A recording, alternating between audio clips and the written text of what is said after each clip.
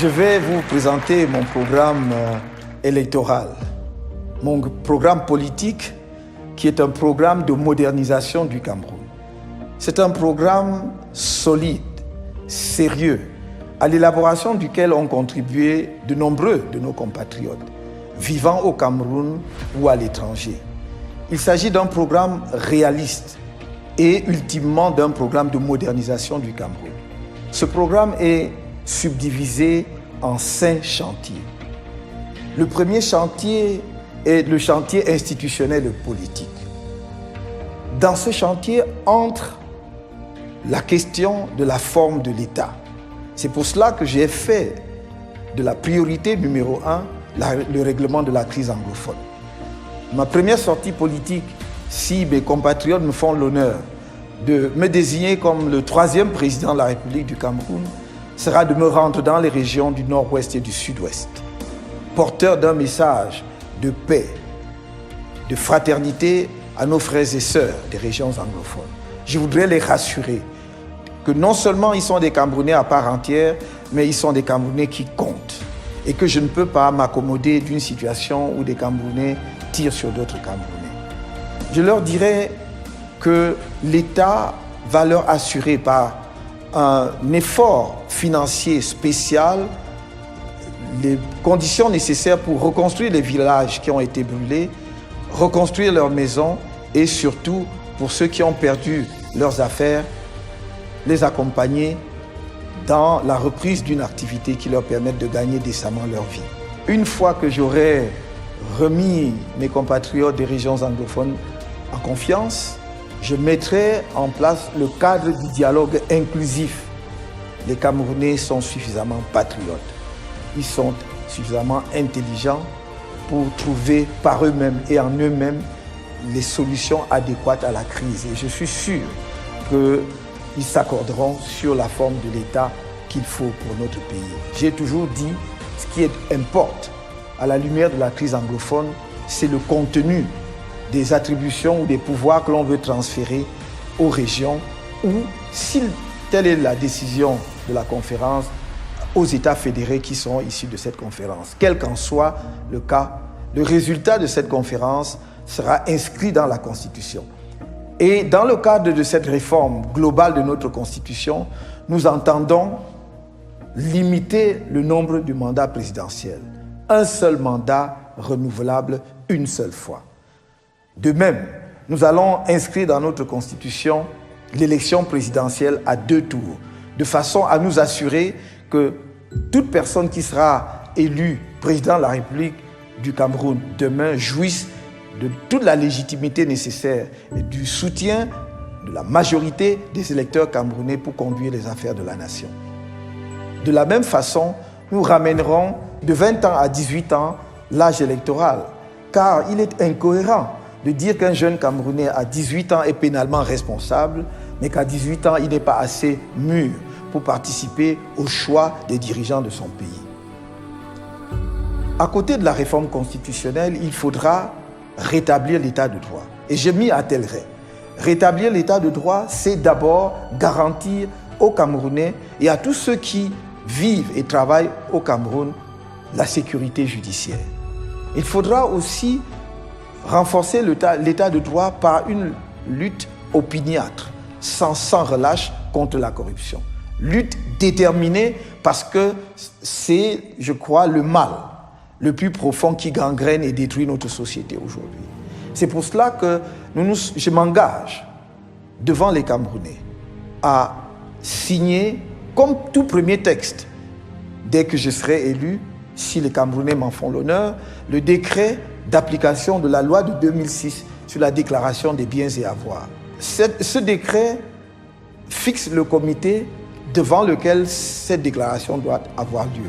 J'y tiens tout particulièrement parce que je tiens à faire cette déclaration moi-même avant de commencer l'exercice de mes fonctions. Il est important que mes compatriotes sachent quelle est l'étendue de mon patrimoine, de façon à ce que, au moment où j'aurai achevé mon mandat, qu'ils soient en mesure d'apprécier le niveau de mon enrichissement, s'il est conforme et en rapport avec les ressources que l'État mettra à ma disposition ou pas.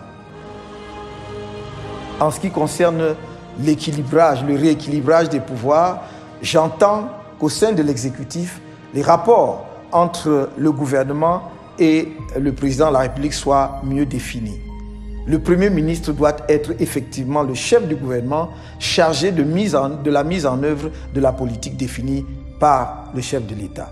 À cet égard, il doit disposer des pouvoirs nécessaires pour effectivement exercer ses fonctions. C'est pour cela qu'il faut rééquilibrer le pouvoir entre le chef de l'État et le gouvernement, en l'occurrence son chef, le Premier ministre. Mais il faudra aussi, par rapport à l'architecture institutionnelle globale, rééquilibrer les pouvoirs, notamment entre l'exécutif et le Parlement. Il est important demain que dans notre pays, le Parlement ait un droit de regard sur un certain nombre de nominations. Je pense par exemple à la nomination de hauts magistrats, en particulier le premier président de la Cour suprême, dont on peut effectivement, suivant des pratiques bien établies dans d'autres pays et suivant la bonne méthode démocratique, demander au Parlement de porter son appréciation sur les personnes pressenties pour occuper ces fonctions. Pareillement, il est absolument indispensable demain qu'après la mise sur pied du fonds souverain que nous entendons mettre en place, qui sera en quelque sorte aussi un fonds pour les générations futures, que le Parlement puisse avoir un droit de regard. Ce fonds devra être sous la double tutelle en quelque sorte de l'exécutif et du Parlement. Il faut renforcer enfin les pouvoirs du Parlement en rendant effectifs ses compétences en matière d'investigation. Les commissions parlementaires, les commissions d'enquête parlementaire doivent avoir un sens. Et il est important que chaque fois que le Parlement jugera nécessaire, suivant le règlement du Parlement, que de telles commissions soient mises sur pied pour mener les investigations nécessaires sur justement des situations qui affectent le peuple camerounais, soit sur le plan social, sur le plan économique, soit en rapport avec la gestion de la fortune publique. Mais la lutte contre la corruption devrait également, j'ai à cœur que cela effectivement prenne une autre dimension demain, s'appuyer sur des institutions réorganisées. Aujourd'hui, il y a de trop nombreuses institutions qui ont à peu près les mêmes attributions. L'ANIF, la CONAC, le ministère chargé du contrôle supérieur de l'État sont toutes des organisations chargées justement de veiller à la lutte contre la corruption. Il faudra les réformer, voir si on peut les... Surtout s'il ne faut pas les restructurer. Je pense d'ailleurs qu'il faudra les réorganiser. Mais surtout, il faudra leur donner le droit d'ester en justice. C'est-à-dire que lorsque leurs investigations conduisent à l'indélicatesse d'un agent public, que ces organisations puissent saisir directement de la justice sans attendre que les rapports qu'ils auront adressés au chef de l'État puissent prospérer suivant le bon vouloir du chef de l'État. Aujourd'hui, on voit épervier voler de temps en temps et pas à d'autres moments, on ne sait pas très bien pourquoi. Donc, épervier doit voler à tout moment, chaque fois, effectivement, qu'il y a une proie à attraper parce qu'elle est en délicatesse avec la fortune publique. Dans le cadre de ce chantier numéro 1, nous attendons mettre un accent sur l'organisation du vivre ensemble dans notre pays. Faire que les Camerounais de toutes les régions se connaissent mieux. Et cela passera, entre autres, par l'organisation pour les jeunes Camerounais, dès la maternelle, des colonies de vacances d'une région à l'autre, pour que les enfants qui vivent dans une région aillent à la découverte de d'autres régions du Cameroun dans des familles d'accueil, avec l'accompagnement des pouvoirs publics. Ce vivre ensemble aussi doit passer par l'encouragement de la pratique des différentes langues régionales par un même Camerounais. Mais s'agissant des langues en particulier, je mets un point particulier à la création d'une langue nationale. Non pas qu'une des langues camerounaises sera imposée juridiquement ou de facto à l'ensemble des Camerounais, mais il s'agira vraiment d'une langue construite à partir d'une grammaire que définiront les spécialistes de la linguistique, et il y en a de nombreux dans notre pays, et le vocabulaire sera d'autant plus riche que nous avons une diversité linguistique. Nous allons donc utiliser des synonymes pour avoir un vocabulaire tiré des différentes langues de toutes les régions du pays. Nous en avons environ 250 langues. Les écrivains auront une marge de manœuvre extraordinaire pour rédiger en utilisant des synonymes. Donc une langue nationale. Je voudrais également insister sur l'organisation ou la réorganisation de la citoyenneté. À cet égard, nous tiendrons justement des assises de la citoyenneté de façon à ce que les Camerounais débattent entre eux de ce que c'est qu'être Camerounais. Qu'est-ce qui fait l'identité de notre pays? Et cette citoyenneté doit être sur le plan formel, j'allais dire, relayée par la création d'une carte d'identité unique. D'une carte d'identité avec un numéro de référence unique qui permettra à tout Camerounais, tout au long de sa vie, de pouvoir jouir pleinement de ses droits.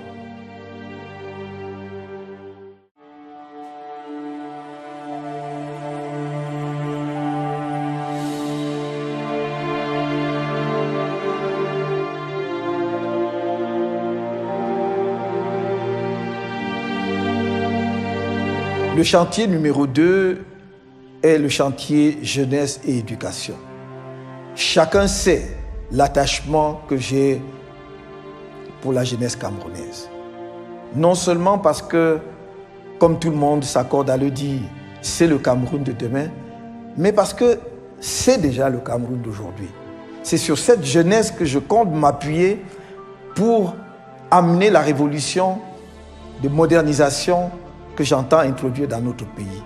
La révolution de la renaissance nationale, en donnant sa chance à la jeunesse camerounaise de pouvoir faire éclore son talent. À cet égard, je voudrais mettre un accent particulier sur la réforme de l'éducation. Cette réforme reposera sur 3 pieds. Le premier pied est le système éducatif traditionnel, qui va de la maternelle à l'université. Le système actuel a été mis en place dans les années 1960 pour répondre à un besoin évident de camerounisation des cadres, aussi bien dans l'administration que dans le secteur privé. Je suis moi-même produit de ce système, mais il a donné tout ce qu'il avait à donner. Il a donné de très bons cadres à notre pays, aussi bien des cadres administratifs que du secteur privé. Le défi aujourd'hui est ailleurs. C'est davantage d'avoir de bons administrateurs, il en faut, que d'avoir de bons ingénieurs, de bons spécialistes, de bons technologues, des gens qui sont à la pointe de l'innovation pour créer la richesse par l'intelligence afin de pouvoir affronter avantageusement la compétition mondiale. Cette compétition-là qui n'est pas entre Camerounais, qui n'est même pas entre Africains, mais qui est entre Camerounais, Africains et le reste du monde, que ce soit les pays asiatiques, le continent américain ou le continent européen. Il faudra donc préparer les jeunes Camerounais à affronter cette compétition dans les meilleures conditions possibles. Et c'est pour cela que cette réforme de l'éducation mettra un accent sur l'éveil de l'esprit de l'enfant, dès la maternelle, à la découverte de son environnement, mais également à l'innovation. On mettra l'accent sur les matières scientifiques dès l'école primaire, en enseignant avec des méthodologies bien adaptées, très simplement des matières comme les mathématiques et d'autres matières techniques aux enfants. Cela se poursuivra dans le secondaire et à l'université de façon à ce que progressivement nous essayons d'équilibrer les filières dans notre pays pour plus tard d'ailleurs renverser en donnant la priorité aux filières scientifiques et technologiques.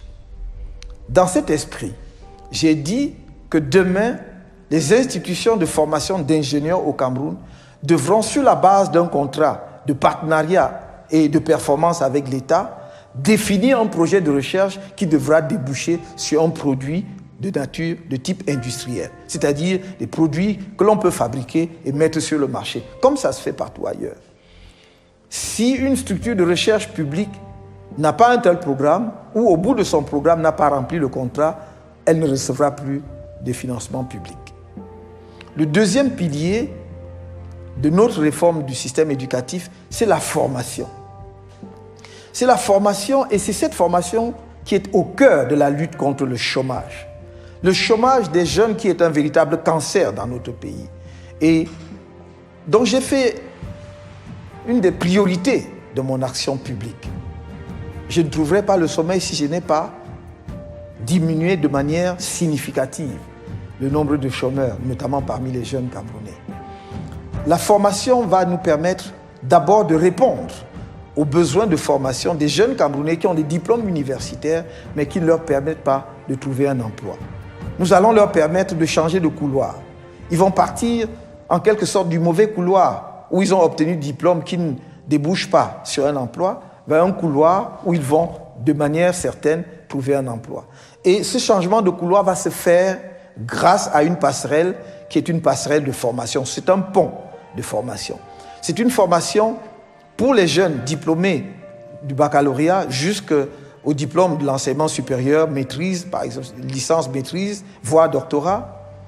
Il s'agira de mettre en place dans les 58 départements du Cameroun et dans chacun de ces départements un institut de formation professionnelle et technologique qui va donc permettre, par exemple, à un jeune qui a une maîtrise en sciences économiques ou en gestion, qui a donc quand même un certain niveau en mathématiques, de suivre une formation qui va durer 24 mois, s'il veut par exemple devenir un ingénieur informatique. Et pendant les 24 mois, toute sa formation sera centrée sur l'informatique. Et vu son niveau de formation initiale, en 24 mois, il aura acquis les connaissances et les aptitudes qui lui permettront de remplir les tâches que l'on attend d'un ingénieur. Nous allons le faire ainsi pour les diplômés d'autres filières qui ne débouchent pas sur un emploi. Maintenant, pour les jeunes qui ont quitté le système éducatif ou le système scolaire très tôt, avant ou avec le CEP, comme on dit aujourd'hui, nous allons mettre en place des centres de métiers. Et ces centres de métiers seront créés au niveau communal des arrondissements, c'est-à-dire dans les 360 communes que compte notre pays. Il s'agira d'un partenariat entre l'État et la commune. La commune aura à mettre en place à la disposition de l'État l'espace foncier nécessaire, la parcelle foncière nécessaire, et l'État se chargera de la construction des bâtiments et de l'équipement en matériaux ou en machines ou en structures nécessaires pour donner une formation professionnelle aux jeunes. Les animateurs des centres de métiers seront des professionnels, soit d'anciens fonctionnaires retraités qui ont des compétences techniques, qui ont des aptitudes. Ces fonctionnaires seront recrutés sur la base d'un contrat et ils vont animer ces centres de métiers. Soit des responsables du secteur privé qui avaient une entreprise, qui ont des compétences techniques, qui ont pris leur retraite ou qui sont simplement disponibles. Ils vont également, sur la base d'un contrat de partenariat avec l'État, animer ces centres de métiers. Nous voulons que dans ces centres de métiers, on apprenne aux jeunes à faire quelque chose de pratique. Il ne s'agit pas d'un diplôme supplémentaire, mais de leur donner des aptitudes et des compétences concrètes. Tenez, par exemple, dans ces centres de métiers, si vous voulez être charpentier, menuisier, mécanicien, soudeur, électricien, coiffeuse, maquilleuse et que sais-je encore, vous trouverez dans ces centres de métiers une formation allant de 3 mois à 18 mois au maximum en fonction des filières de formation que vous aurez choisies. Mais ce ne sera pas tout. Lorsque les jeunes auront reçu cette formation, ils pourront ensuite recevoir un accompagnement de l'État et des collectivités territoriales décentralisées ou des structures fédérées si c'est la forme de l'État que l'on adopte en définitive. Et cet accompagnement ne sera pas sous forme d'argent. Il ne s'agira pas de donner aux jeunes des moyens financiers. Il s'agira pour un jeune qui sera sorti de ce centre de métier, qui ne trouve pas un emploi mais veut s'installer à son compte, de lui dire de quel équipement avez-vous besoin ? Et l'État va acquérir cet équipement et mettre à sa disposition pour qu'il démarre son activité. Autrement dit, un jeune qui veut faire la soudure, qui veut créer son atelier de soudure, on ne va pas venir lui donner de l'argent pour qu'il aille s'équiper lui-même.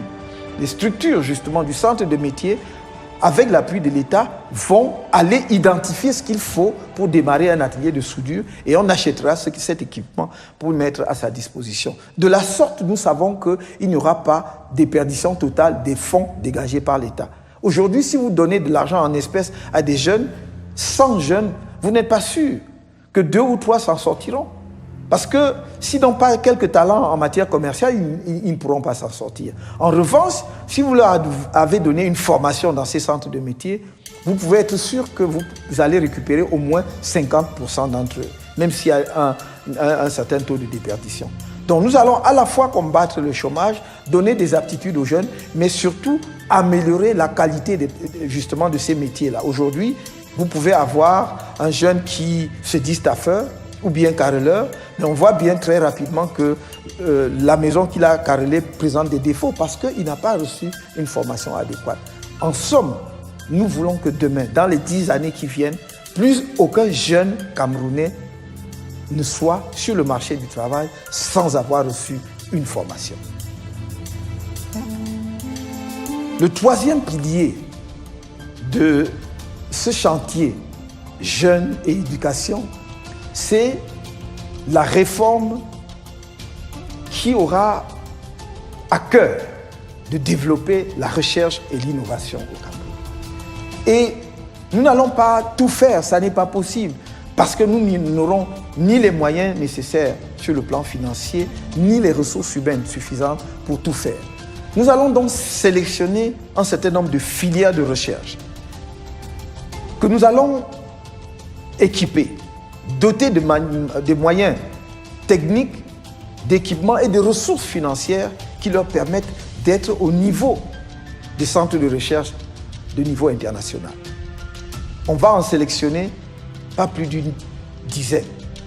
Et je crois d'ailleurs que dans un premier temps, ça tournera autour de 3, 4 ou 6 centres de recherche de cette nature, mais qui seront des centres de recherche de niveau international, pour permettre que dans les 5-10 ans à venir, les chercheurs de ce centre puissent produire des résultats reconnus dans le monde. Mais à côté de cela, nous aurons l'innovation et la technologie. Et parce que nous mettons l'accent sur les technologies de l'information et de la communication, nous allons accompagner. Nous avons vu au Cameroun des jeunes de leur propre initiative, talentueux qu'ils sont, se regrouper et créer ce qu'on a appelé le Silicon Mountains, autour de la ville de Buea. Nous avons, de par notre expérience, eu à observer ce qui s'est passé par exemple au Kenya. Comment on a accompagné les jeunes Kenyans et que très rapidement, nous avons eu des produits, par exemple comme le M-Pesa, qui est un logiciel de transfert d'argent aujourd'hui répandu dans le monde. C'est simplement parce qu'on a créé un écosystème qui était favorable à l'éclosion du talent de ces jeunes. Et nous allons mettre cela en place au Cameroun. Non seulement en dotant par exemple le Silicon Mountains de toutes les structures et infrastructures nécessaires, mais en dupliquant cela dans d'autres régions du pays. Il y aura des Silicon Hills ou des Silicon Valley et autre chose. Il s'agit dans chacun de ces centres ou dans chacune de ces structures d'incubation des talents en matière de technologie et d'innovation, de créer quoi? De mettre à la disposition des jeunes des structures en termes de bâtiments, où ils n'auront pas à payer de loyer, à payer l'eau et l'électricité, d'équiper ces structures en ordinateurs puissants et avec des possibilités de connexion illimitées tout le temps. Et cela sera mis à la disposition des jeunes. Chaque jeune pourra y séjourner pour une durée ne dépassant pas 12 mois. Et pendant ces 12 mois, tout ce qu'on lui demande, ce sera de créer et de se mettre peut-être en relation et en synergie avec d'autres jeunes, de discuter de leurs projets. Et nous sommes sûrs qu'au bout de ce délai, à défaut d'avoir des projets complètement achevés, on fera éclore justement une pépinière de projets au Cameroun qui pourront donc recevoir l'accompagnement nécessaire pour aboutir à des projets, à des résultats tangibles, transformables en produits économiques. Voilà ce que nous entendons signer comme partenariat, j'allais dire pacte avec la jeunesse camerounaise. C'est un pacte qui vise à les mettre au diapason du reste de la jeunesse du monde.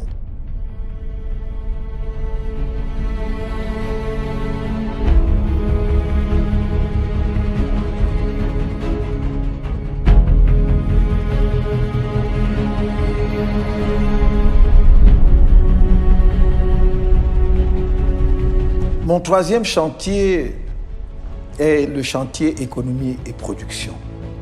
D'emblée, je dois dire que nous nous fixons pour objectif de faire entrer le Cameroun dans les 50 pays qui sont favorables aux affaires, suivant le classement de Doing Business, dans les 7 ans à venir. Chantier économie et production, c'est le cœur de la bataille pour la modernisation du Cameroun. À cet égard, je dois dire qu'un accent particulier sera mis sur l'aménagement du territoire. C'est le point de départ. C'est la boussole pour conduire justement les réformes structurelles dont le pays a besoin, en sachant, grâce justement à la vision d'ensemble du territoire, à quel endroit chaque infrastructure sera établie. Où veut-on construire une autoroute demain? Notre ambition, c'est de relier Douala-Yaoundé par chemin de fer jusqu'à Koussery puis N'Djamena par une voie ferrée à 2 voies. Quel sera le tracé de cette voie ferrée à 2 voies? C'est l'aménagement du territoire qui nous permet d'anticiper. Nous voulons créer une ville nouvelle demain, dans une zone située globalement dans le nord du Mbam actuel et dans le sud de l'Adamawa. C'est l'aménagement du territoire qui nous permettra d'anticiper sur le site de cette ville. Nous voulons avoir une politique spéciale des villes frontalières, comme Koussery, comme Amchide, comme Kiosi, Ambam, comme Eyumojok, comme Dorofi et que sais-je encore. C'est l'aménagement du territoire qui nous permettra de cartographier toutes ces activités. Nous voulons implanter de nouvelles universités demain, en particulier des universités de sciences et de technologie, essentiellement.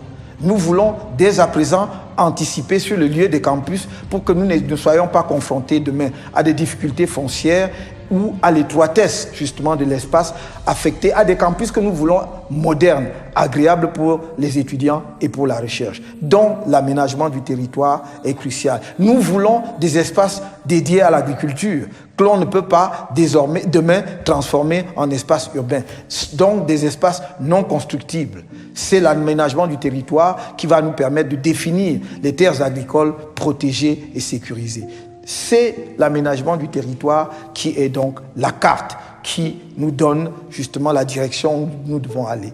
Une fois que cette question est réglée, parmi les objectifs économiques majeurs, nous avons l'agriculture, nous avons l'industrie, nous avons l'approvisionnement des Camerounais en énergie, nous avons l'eau, nous avons le tourisme, tout cela combiné avec la protection de l'environnement. L'énergie, et je commencerai par là, parce que c'est essentiel, à la fois pour l'amélioration de la qualité de vie de nos concitoyens et pour le développement du tissu industriel de notre pays. J'ai pris l'engagement, et je le réitère ici, que non seulement nous rendrons l'énergie disponible pour tous dans une dizaine d'années, mais que d'ici la fin de mon mandat, j'aurai connecté 80% des ménages camerounais à l'électricité. À cet égard, nous allons dans la partie septentrionale qui a un bon taux d'ensoleillement pendant toute l'année, utiliser abondamment l'énergie solaire avec de petites centrales, y compris simplement dans certains cas avec des plaques photovoltaïques. Nous connaissons et nous suivons de très près aujourd'hui des expériences où il y a des plaques qui produisent jusqu'à 500 watts. Et si vous dotez une maison, donc nous connaissons aujourd'hui des plaques qui produisent jusqu'à 500 watts. Si vous dotez une concession de 3 plaques de cette nature, cela veut dire que vous lui donnez 1500 watts, c'est-à-dire 1,5 kW. De quoi non seulement alimenter la maison en électricité, mais également faire tourner une petite activité industrielle consommatrice d'énergie. Donc dans la partie septentrionale, fort de toutes ces expériences, dont une en cours dans un pays de l'Afrique de l'Ouest, où cette année, il y aura 400 000 ménages connectés à l'électricité, Nous nous sommes donc engagés également sur la base des études menées pendant 3 ans avec une équipe d'ingénieurs. Dans la partie sud, où le Cameroun a la chance extraordinaire d'avoir beaucoup de cours d'eau comparé à beaucoup d'autres pays africains, le niveau technologique actuel permet de transformer chaque cours d'eau, si petit soit-il, de doter chaque cours d'eau, si petit soit-il, d'un petit barrage. Donc nous allons essaimer la partie sud de micro-barrages de 1 kW, donc de 1 MW, 1,5 MW, voire 0,5 MW pour alimenter un village, un quartier, une ville ou un département. Une expérience de cette nature a été conduite dans un des départements du Cameroun. Elle n'est pas allée jusqu'à son terme, mais il était prouvé qu'avec un mini-barrage de 1,7 MW, on aurait pu alimenter l'ensemble du département. Voilà pourquoi nous prenons cet engagement, parce que nous savons que nous allons le tenir. Nous allons le tenir d'autant plus que la filière énergétique, l'industrie énergétique est toute une filière complète sur le plan industriel. Et elle va permettre à notre pays d'atteindre un autre niveau. Là, j'ai parlé de la production de l'énergie pour les populations camerounaises. Mais je vais aller plus loin, car cette énergie devra être abondante et disponible et à bon coût pour l'essor industriel du Cameroun. J'ajoute que le Cameroun a un potentiel énergétique qui lui permet d'être exportateur net d'énergie dans les pays voisins. Il y en a pour près de 10 000 milliards d'investissements dans le domaine de l'énergie, lesquels 10 000 milliards peuvent rapporter 5 fois plus au Cameroun. En d'autres termes, l'énergie deviendra demain l'un des tout premiers produits d'exportation du Cameroun, bien avant le pétrole, et rapportera bien plus d'argent que le pétrole. Donc c'est la politique énergétique que nous voulons mener qui consiste d'une part à améliorer la qualité de vie du Camerounais simple, ordinaire, comme on pourrait dire, de mettre de l'énergie abondante et bon marché à la disposition de l'industrie et d'exporter de l'énergie vers les pays voisins pour ramener effectivement de l'argent et des devises dans notre pays. Une fois la question énergétique réglée, nous allons nous focaliser sur l'agriculture. L'agriculture est le levier fondamental du développement et même de l'essor industriel du Cameroun à travers l'agro-industrie. J'ai toujours dit que le Cameroun est un pays avant tout à vocation agricole. Et nous allons mettre l'accent là-dessus, d'abord parce que c'est le plus sûr moyen de tenir un pays en paix, d'assurer effectivement une alimentation saine, continue pour toutes les populations, dont l'agriculture est au cœur de la politique de paix que tout gouvernement peut ambitionner d'avoir.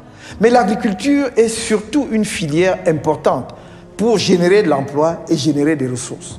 C'est pour cela que nous nous sommes fixés pour objectif de moderniser l'agriculture, premièrement en créant au Cameroun un organisme chargé de produire de la semence et les plants disponibles pour les agriculteurs, c'est-à-dire donc un semencier national.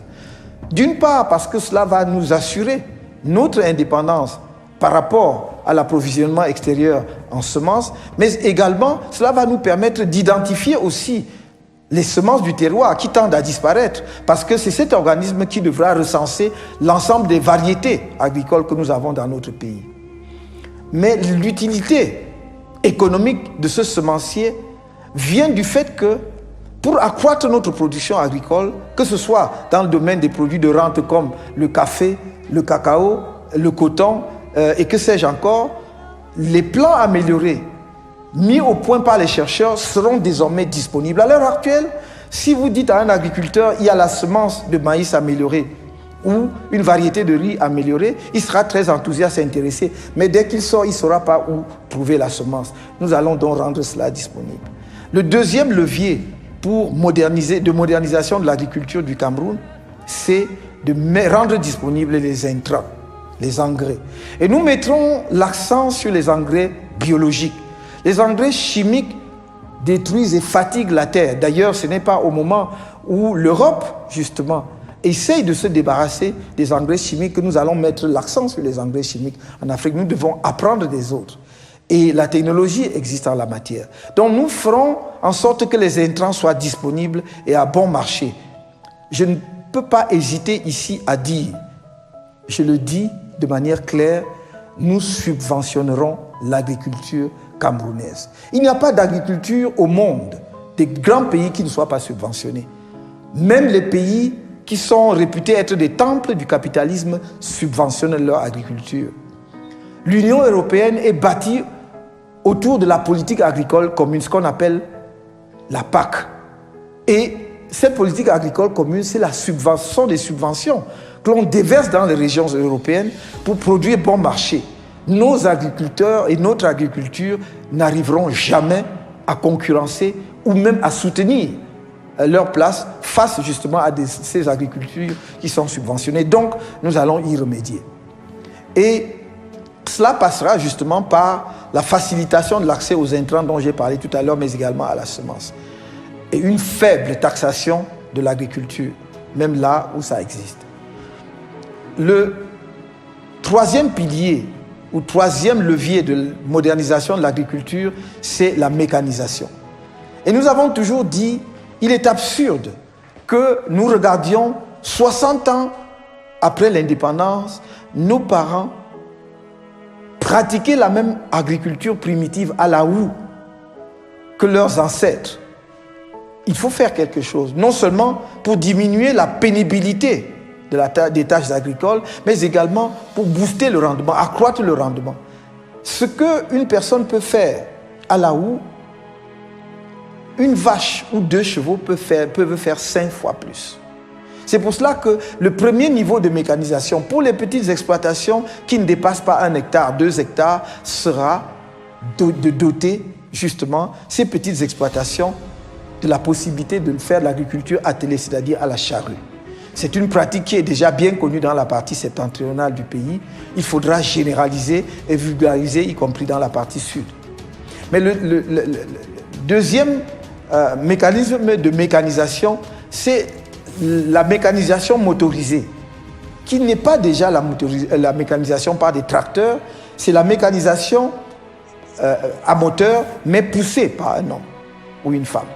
Et donc là aussi, on réduit la pénibilité du travail agricole, avec l'avantage qu'avec ces engins, ces équipements qui existent et disponibles dans le monde, que nous voudrions demain non seulement pouvoir monter chez nous dans un premier temps, mais les fabriquer parce que nous avons des ingénieurs capables de le faire. Avec ces engins, vous pouvez labourer 5, 10, 15, 20 hectares plus facilement. Et pour les exploitations agricoles au-dessus, à partir de 30 voire 50 hectares, il faudra mettre de véritables tracteurs.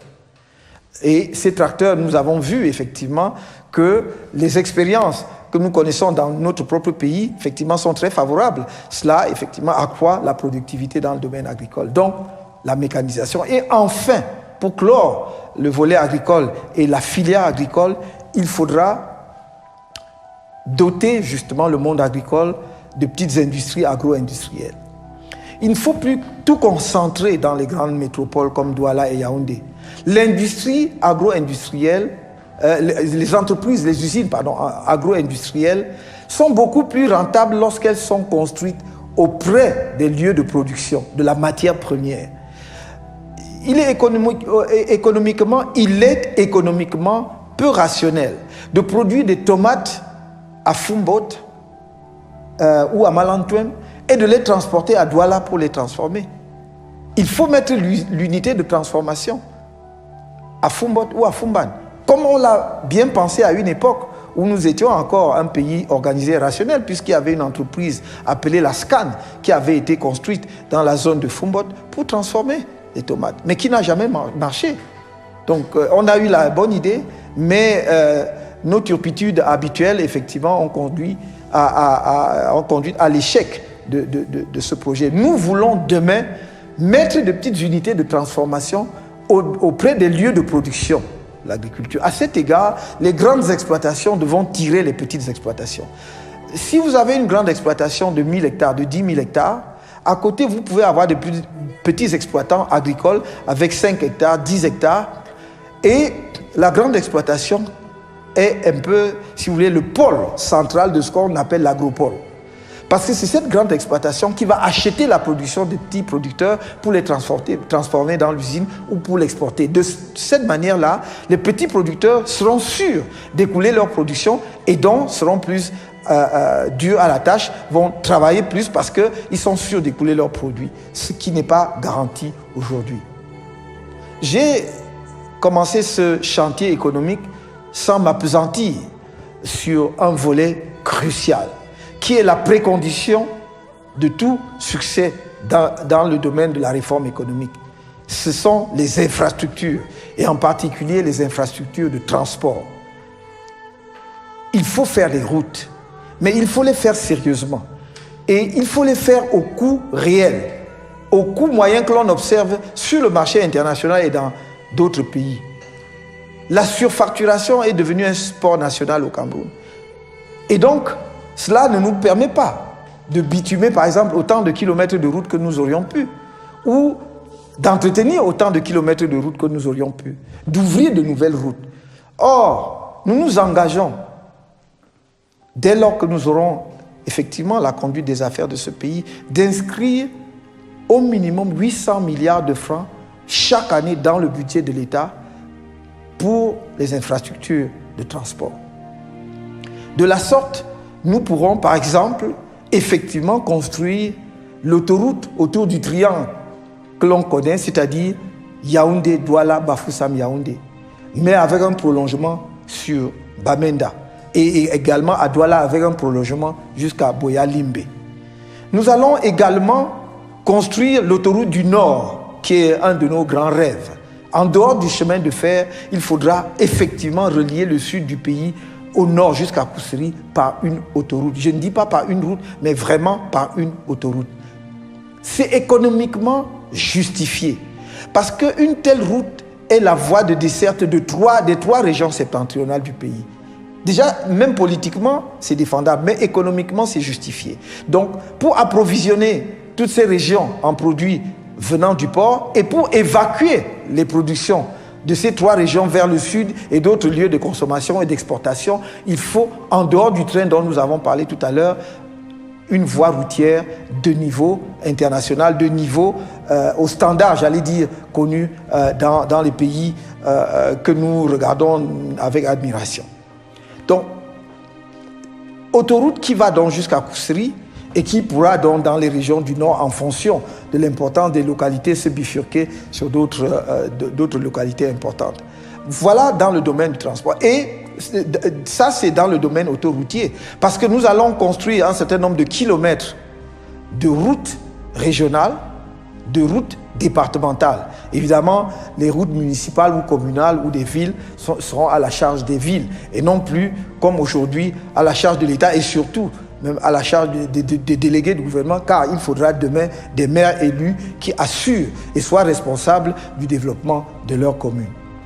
Donc cette question d'infrastructure de transport est vitale. Et nous allons développer cette infrastructure de transport, y compris le transport fluvial. Nous avons beaucoup de cours d'eau dont certains sont navigables, en tout cas sur un certain nombre de tronçons. La Sanaga est navigable sur plusieurs tronçons. Et donc on peut aussi évacuer les produits agricoles, produits le long de la Sanaga ou au bord de la Sanaga, par la voie fluviale, au lieu justement d'utiliser les camions pour les transporter par des détours encore plus longs. Oui, donc il faudra développer ce transport fluvial sur la Sanaga et d'autres cours d'eau. Et dans les villes traversées par des cours d'eau, voir effectivement aussi comment utiliser des moyens de transport fluviaux.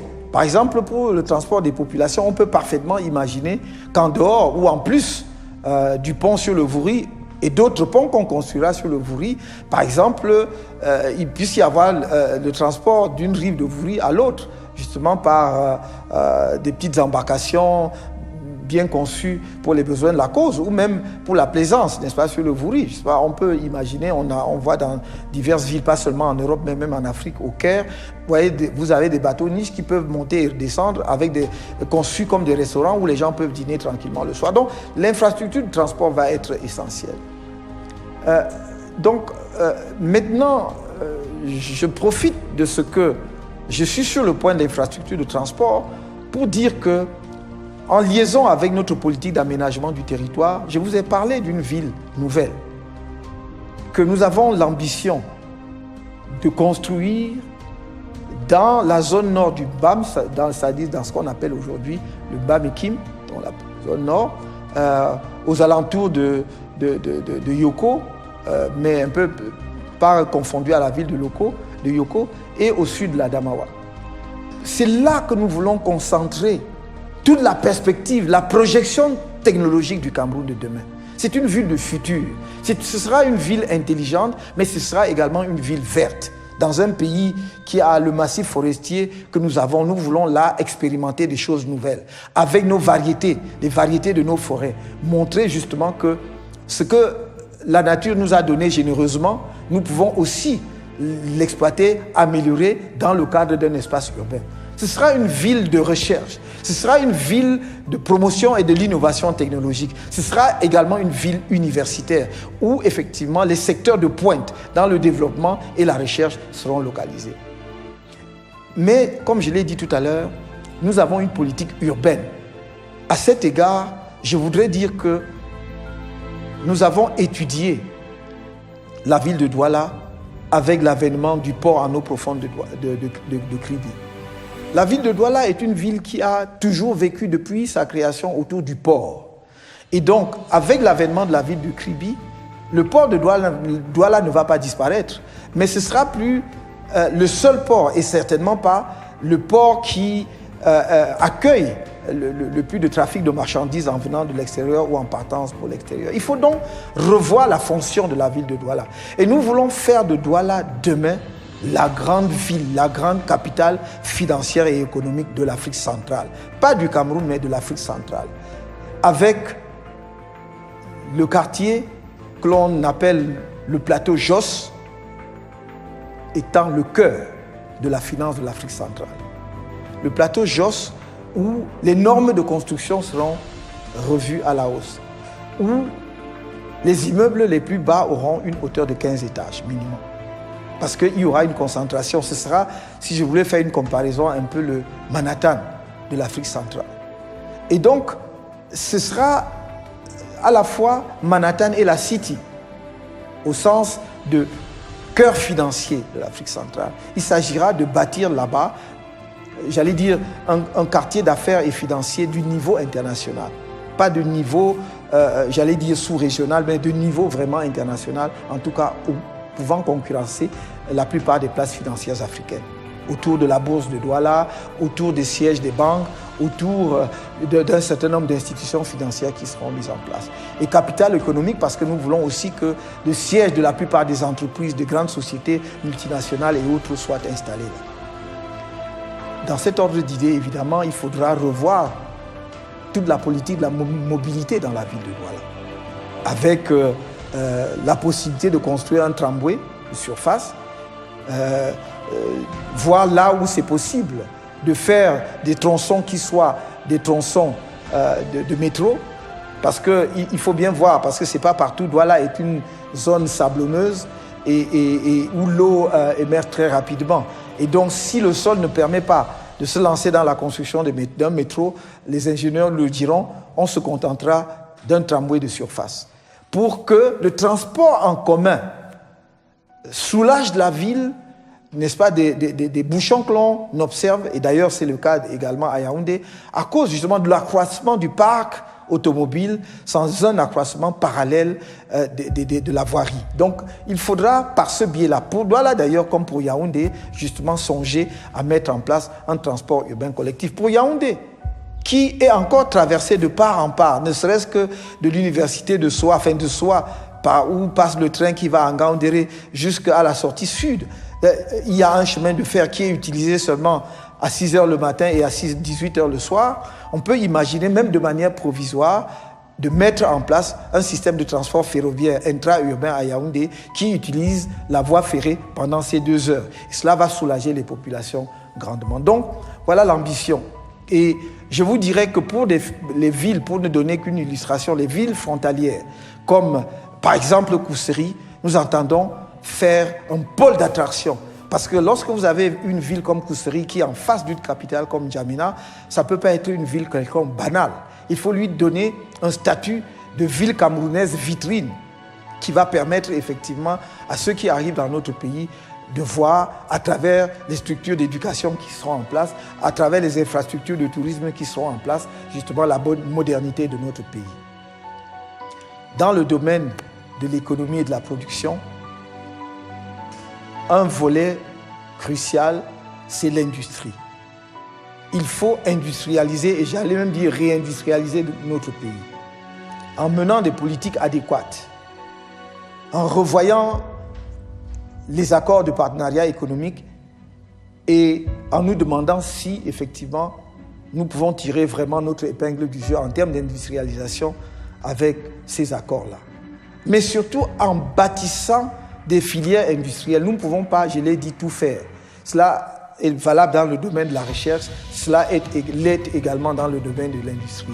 C'est pour cela que nous avons identifié 13 filières industrielles sur lesquelles le Cameroun focalisera son attention à l'avenir. J'ai parlé de l'énergie, mais j'ai parlé aussi de l'agro-industrie.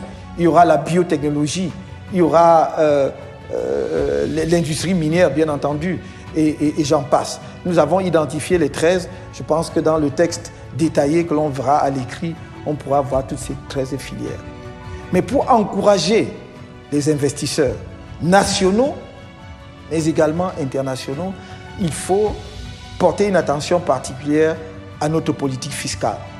Et c'est pour cela que nous avons pris l'engagement au cours du mandat de ramener de 33% environ,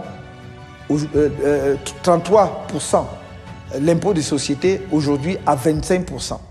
De faire passer l'impôt sur les sociétés de 33% aujourd'hui à 25%. Car c'est dans le secteur privé qu'il y a la créativité, que l'on peut avoir justement le levier nécessaire pour combattre efficacement le chômage des jeunes par la création d'emplois. Et je peux dire ici, à ce que l'on appelle les acteurs du secteur informel, qui seront une composante essentielle de la modernisation économique de notre pays. J'entends demain leur faciliter la tâche et que progressivement, ils passent justement de cette situation où l'on dit qu'ils sont informels, mais où ils sont quand même formels puisqu'on prélève des taxes sur eux, par un système de taxation unique, simple, pas élevé, permettre leur identification dans un fichier qui va nous permettre ensuite d'ailleurs de les accompagner parce que nous entendons demain accompagner ces petits artisans, ces petits menuisiers et autres, et même ces petits commerçants qui commencent une activité qui ne peuvent pas grandir parce qu'ils sont inconnus dans le fichier de l'État et dans le système bancaire. Nous voulons les accompagner demain grâce à un système d'identification qui nous permet de les sortir progressivement du secteur informel vers le secteur formel. Et nous allons faire en sorte qu'il n'ait plus de tracasserie. Parce que je crois que les jeunes Camerounais qui, comme on dit, se débrouillent, souffrent de ce que, à tout moment, ils peuvent être confrontés à des difficultés venant de la municipalité ou venant des forces de sécurité, de maintien de l'ordre. Nous nous engageons demain, dans les grandes villes, dans les grandes métropoles et dans certaines villes qui sont des villes de grande production agricole, à construire des marchés internationaux. Il y aura un marché international de gros dans la banlieue de Yaoundé. Il y en aura peut-être même 2 à Douala dans le domaine agricole, mais également dans le domaine du commerce traditionnel. Des marchés qui seront des marchés pour l'Afrique centrale. Parce que nous voulons aujourd'hui que demain le Cameroun devienne rapidement un lieu de convergence pour les activités économiques, comme certains prennent l'avion pour aller à Dubaï ou en Chine. Nous allons mettre en place le cadre nécessaire et les incitations qu'il faut pour attirer ces activités-là chez nous. Et pour cela, nous allons faire des grands marchés internationaux. Mais tout le monde ne pourra pas aller dans ces grands marchés internationaux puisque ce sont des marchés de gros. Pour la petite distribution, il faut, avec les municipalités, trouver des lieux pour construire autant de marchés que possible. Des marchés modernes, propres, dont la gestion sera confiée aux acteurs, aux agents, aux commerçants eux-mêmes qui travaillent dans ces marchés. Parce que de la sorte, vous allez voir dans les années qui viennent progressivement diminuer le commerce de rue. les jeunes sont finalement obligés de vendre partout où il y a un espace vide parce qu'ils ne savent pas où aller vendre. On va définir avec eux des lieux de vente, des lieux d'activité commerciale en dehors des grands centres commerciaux modernes que le secteur privé va construire. Il y aura ces marchés construits en partenariat avec les communes où les gens sont à l'abri du soleil et de la pluie, où ils peuvent laver leur marché proprement en fin de journée, être les garants justement du bon fonctionnement du marché et être à l'abri des tracasseries. Une des filières que l'on pourrait considérer d'ailleurs comme une filière industrielle, c'est le tourisme. On dit que le Cameroun est beau, mais le mot est faible. Ce pays est exceptionnel pour ceux qui ont eu la chance de le parcourir de part en part comme je l'ai fait depuis de nombreuses années. Entre les plaines à perte de vue et les montagnes qui resserrent ces plaines, qui subitement s'enfuient vers l'horizon, entre les paysages de montagne qui donnent une vue exceptionnelle et la mer, et la forêt et les savanes, c'est juste exceptionnel. C'est pourquoi nous allons promouvoir le tourisme. Non seulement le tourisme des congrès, qui généralement se limite dans les villes, même pas seulement le tourisme balnéaire, qui consiste à vendre essentiellement les bords de mer, la plage, mais le tourisme de découverte de la diversité et de la richesse de l'environnement du Cameroun. Tourisme écologique, avec des zones comme les zones de Bakassi, où l'on peut effectivement faufiler dans les mangroves et découvrir justement des voies d'eau qui sont exceptionnelles, féeriques. Et tourisme dans des zones de la partie sahélienne, comme à Poli, où on découvre une plaine coupée par une chaîne de montage, où on pourrait faire un parcours pédestre exceptionnel. Et des régions comme des sites comme ceux-là, vous en trouvez pratiquement dans toutes les régions du Cameroun. Donc, on assurera une promotion effective du tourisme écologique au Cameroun. S'agissant du tourisme plus traditionnel, appuyé sur le secteur privé, nous allons les encourager à multiplier les infrastructures touristiques. Il reviendra à l'État, bien entendu, de construire les voies de desserte des sites touristiques. Et avec l'accompagnement de l'État, le secteur privé sera fortement encouragé à construire des hôtels et tous les autres types de structures d'animation touristique que l'on voit dans d'autres pays. Je voudrais que demain, il existe au Cameroun des marques et des chaînes d'hôtels de niveau international, deviennent des marques connues en Afrique, comme l'on voit apparaître progressivement, par exemple, en Afrique de l'Ouest et déjà depuis plus longtemps en Afrique de l'Est et en Afrique du Sud. Le tourisme camerounais peut ramener à notre pays autant de revenus et de ressources que des filières entières dans le domaine de l'industrie ou dans d'autres secteurs. Il s'agit pour nous d'encadrer le secteur privé pour qu'il donne sa pleine mesure dans le domaine. On voit déjà poindre ça et là des initiatives qui ne demandent qu'à être largement accompagnées. Nous nous y engageons. La protection de l'environnement, ensuite, parce qu'il n'y a pas de tourisme écologique sans protection de l'environnement. Notre environnement est l'un des biens les meilleurs, les plus précieux que nous ayons dans notre pays. Non seulement en termes de diversité biologique, mais également en termes de diversité faunique. Les espèces d'animaux que nous avons. Je sais que par exemple dans le sud du Cameroun, dans le sud-ouest du Cameroun, on peut pratiquer un tourisme ornithologique, c'est-à-dire découvrir des variétés d'oiseaux. Il y en a 13, rien que dans le sud-ouest, qui n'existent que dans notre pays. On peut découvrir ce qui rapporte plein d'argent dans d'autres pays comme en République démocratique du Congo et surtout le Kenya avec le tourisme des gorilles que nous avons dans le sud du Cameroun, qui sont peut-être pas des gorilles de montagne, mais qui sont des gorilles de forêt tout aussi intéressants.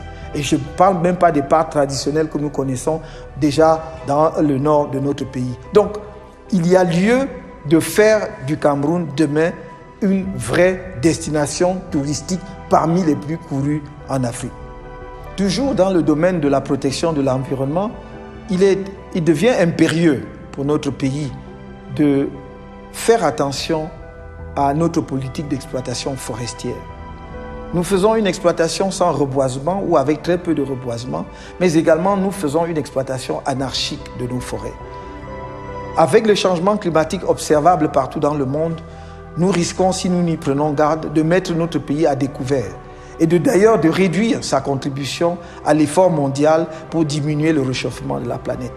Il me semble que la protection de l'environnement peut devenir aussi un atout précieux pour notre pays, puisque les moyens et les ressources que l'on va dégager progressivement pour la protection de l'environnement mondial seront affectés aussi et prioritairement aux pays qui font un effort dans ce domaine. Et le fait pour nous de préserver notre massif forestier sera une contribution qui pourra recevoir une contrepartie financière conséquente.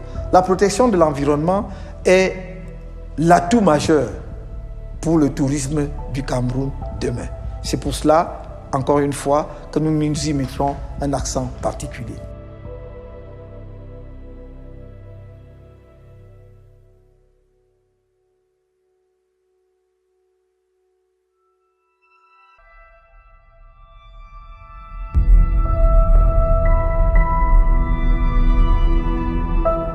Mon quatrième chantier, c'est le chantier social et de solidarité.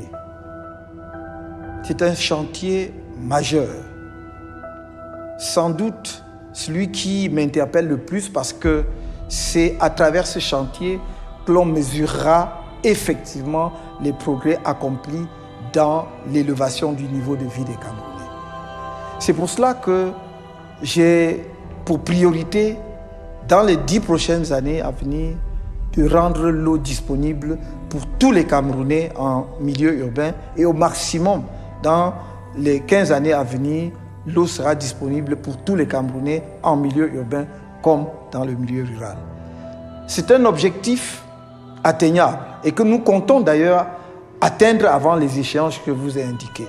Mais il est important que nous nous fixions des objectifs réalisables. L'eau, c'est la vie. Et notre pays est richement doté en cours d'eau. Personne ne peut donc comprendre que les Camerounais n'aient pas d'eau potable. Ce que j'ai vu dans une partie de notre pays me rend le sommeil impossible. D'imaginer qu'au Cameroun, en 2018, il y ait encore des Camerounais qui boivent dans des flaques d'eau, des mares de pluie. Ils attendent qu'il pleuve pour avoir quelques gouttes d'eau à boire. Et que quelquefois, comble, j'allais dire, de déchéance humaine, certaines de nos populations soient contraintes de boire dans des flaques d'eau où on a lavé des animaux. Ça s'est produit dans notre pays en 2018. Cela vous coupe le sommeil. Et c'est pour cela que j'ai pris l'engagement de faire de la mise à disposition de l'eau potable dans le maximum de nos localités un des objectifs centraux de mon mandat. Les cours d'eau existent, y compris dans les milieux, les coins les plus reculés du Cameroun. Et là où il n'y a pas de cours d'eau, il y a des techniques qui permettent aujourd'hui d'aller chercher dans les nappes phréatiques, dans les nappes souterraines, pour rendre l'eau potable disponible pour les populations. Et nous le ferons. L'autre volet important sur le plan social, c'est le logement social. On estime à au moins 1 million le déficit de logement au Cameroun et sans doute y en a-t-il plus. Et on voit dans quelles conditions la majorité des Camerounais se logent.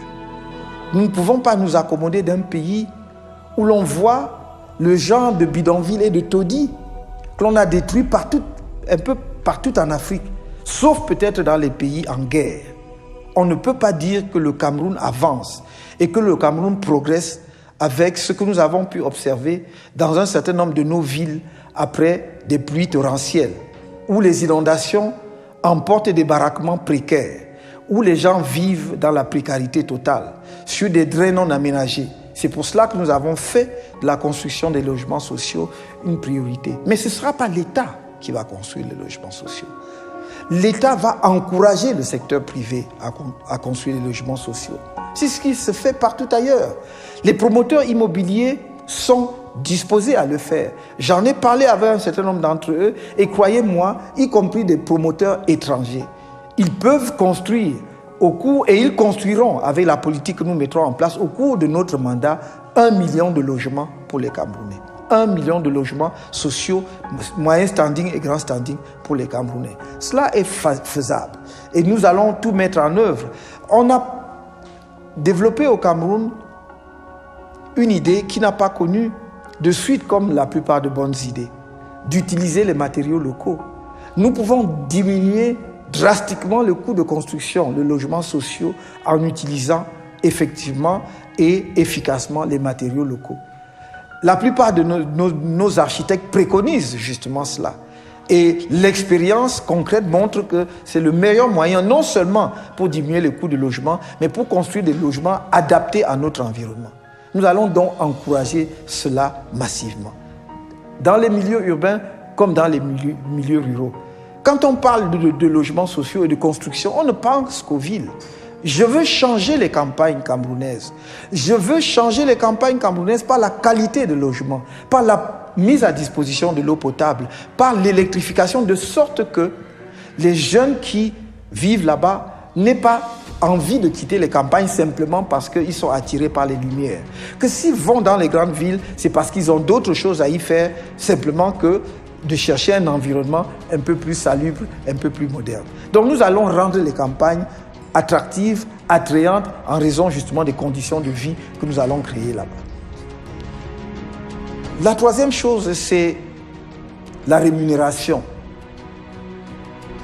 des travailleurs camerounais. Ceux du secteur public comme ceux du secteur privé. Ceux du secteur public, nous savons très bien que la plupart des corps de fonctionnaires et d'agents publics sont payés à un niveau qui ne leur permet pas de vivre décemment. Ou alors, le salaire ne correspond pas à leur niveau de qualification ou aux efforts qu'ils ont faits pendant de nombreuses années pour leur formation. C'est pour cela que nous avons une fuite abondante des cerveaux de notre pays. Le nombre de médecins camerounais qui existent en dehors du territoire national, le nombre d'ingénieurs est inestimable. Il ne s'agit pas d'aligner nos salaires sur ceux de pays développés, nous ne le pouvons pas. Il ne s'agit pas de rehausser le salaire de façon à pénaliser les entreprises et le secteur industriel. Ce n'est pas de cela dont il est question. Mais il s'agit de servir aux Camerounais un salaire décent qui leur permet de vivre décemment de leur travail, qui leur permet de vivre correctement de leur travail. À cet égard, nous allons revaloriser les salaires de la fonction publique parce que c'est aussi un facteur de lutte contre la corruption. Tout le monde est d'accord que depuis qu'on a diminué drastiquement les salaires, combiné avec la dévaluation, la corruption s'est installée dans notre pays parce que ce que les gens perçoivent mensuellement ne leur permet pas de vivre correctement. Ils sont donc obligés de faire de la débrouillardise, comme on dit chez nous. Parfois de mener 2 ou 3 activités parallèles pour boucler les fins du mois. Nous voulons revaloriser les salaires dans la fonction publique. Il ne faut pas regarder les fonctionnaires comme de simples consommateurs. La fonction publique est un maillon absolument indispensable dans le bon fonctionnement d'un État, mais aussi d'une économie. Donc, ils participent à la production et à la création des richesses. C'est pour cela qu'ils doivent être rémunérés décemment. Dans le secteur privé, évidemment, ce n'est pas à l'État de fixer les salaires. Ils continueront à être négociés entre l'entreprise et l'employé. Mais il y a un seuil minimum en dessous duquel on ne peut pas descendre et il s'agit du SMIC. Et dès notre élection, nous porterons le SMIC de 36 780 ou 760 francs, en tout cas de moins de 37 000 francs CFA aujourd'hui à 55 000 francs CFA dans un premier temps. Sachant que si en cours du mandat, nous redressons l'économie et nous améliorons les performances économiques de notre pays, on augmentera progressivement ce montant. Donc, on accroîtra le SMIC jusqu'à ce que cela atteigne un niveau où un Camerounais peut effectivement fonder une famille et vivre du SMIC. Aujourd'hui, le SMIC ne peut pas permettre à un couple, même pas à un individu tout seul, de vivre dans la moindre ville du Cameroun. Parce qu'entre le loyer et l'alimentation, et je ne parle même pas du transport pour aller au travail, il ne lui reste plus rien. Donc nous avons décidé que le SMIC, dès le début du mandat sera fixé à 55 000 francs. Nous avons choisi ce montant parce que nous sommes raisonnables, parce qu'il ne faut pas faire une augmentation vertigineuse, rapide, que les employeurs ne pourront pas suivre, parce que ce serait ruiner les entreprises et par conséquent amener une contraction de l'emploi alors que nous voulons étendre l'emploi de façon à répondre au chômage des jeunes. En dehors des questions salariales et des questions de logement, une des préoccupations majeures dans le domaine social, c'est la santé. Mon engagement est que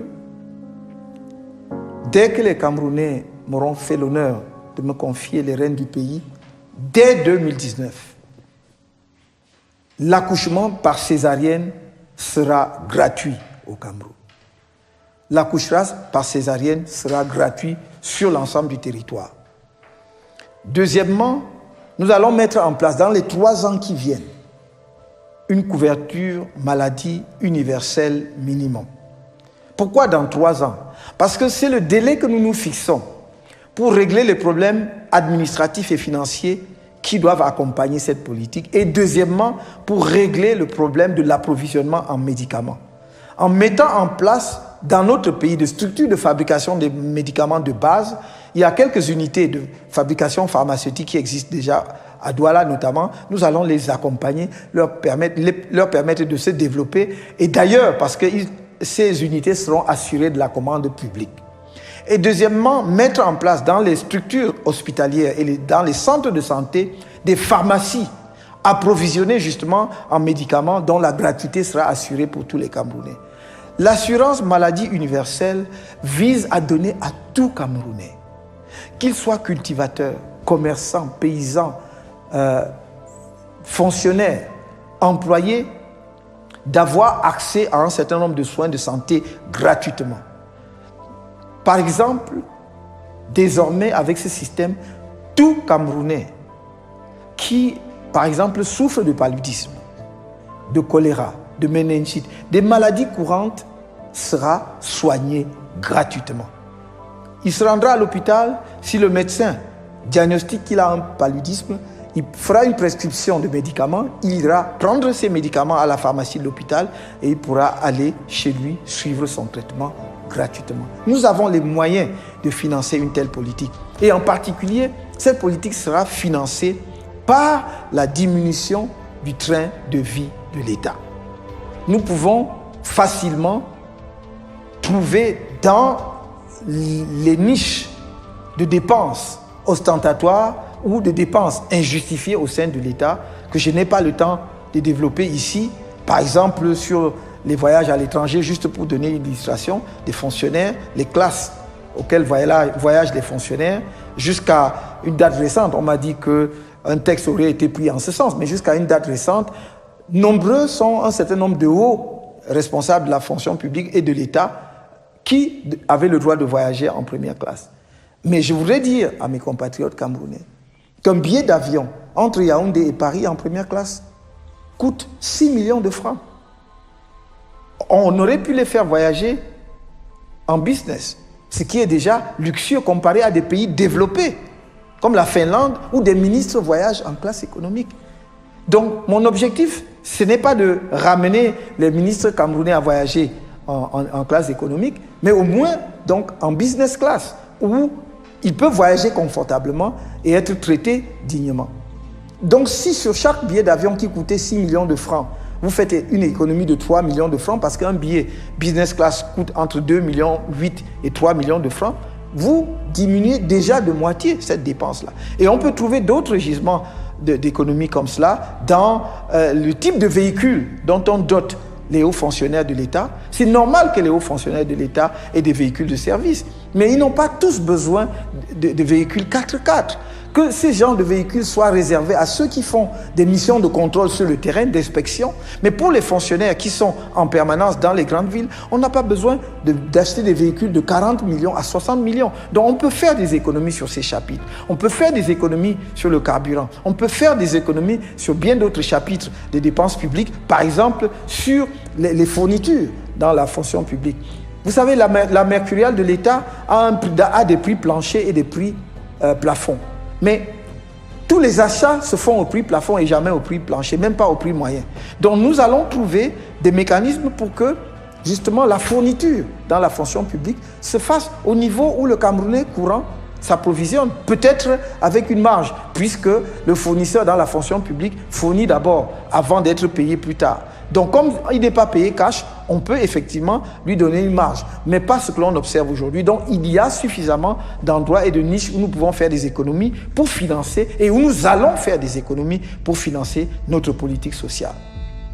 Dans le domaine de la culture, je voudrais dire aux artistes et aux hommes de culture que nous les respectons énormément, aux hommes et femmes de culture, bien entendu.